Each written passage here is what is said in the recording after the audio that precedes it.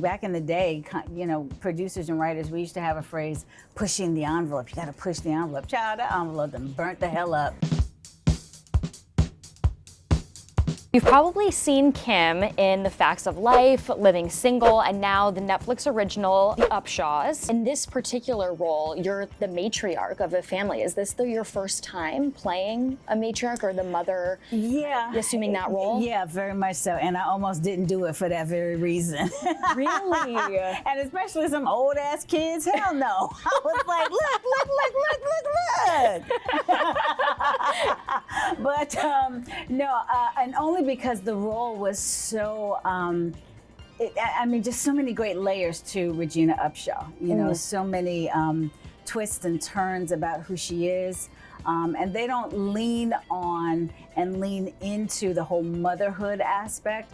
It's really who she is and who she's trying to become. There's been a lot of talk about reboots, rebooting Living Single, rebooting The Facts of Life, and just in general on a broad level. The Upshaws, and we ain't even done. No, right?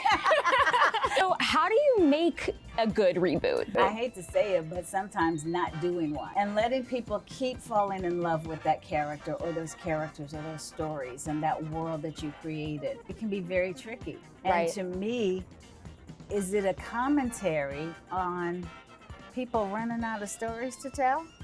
I wonder.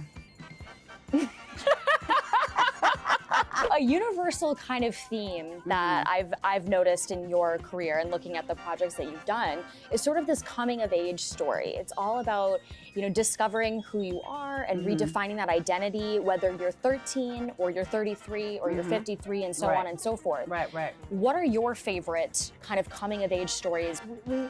If you're smart, you never stop growing, you never stop evolving. You never stop becoming. Some of my favorite ones, of course, anything that Judy Blume wrote back in the day. I was such a Judy Blume fan back in the day. Me too. Yeah, exactly, exactly. What's a story that you haven't seen told yet? Well, I can't be too specific because then somebody will go and do it. Right. So, and not be checking for a bitch, so no. You're not gonna leave me out like that. My mother used to tell me that there's nothing new under the sun.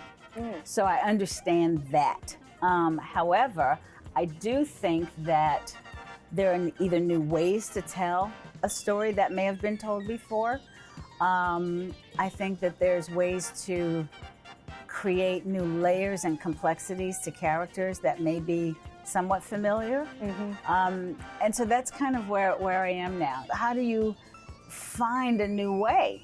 But that's part of the magic of being a creative.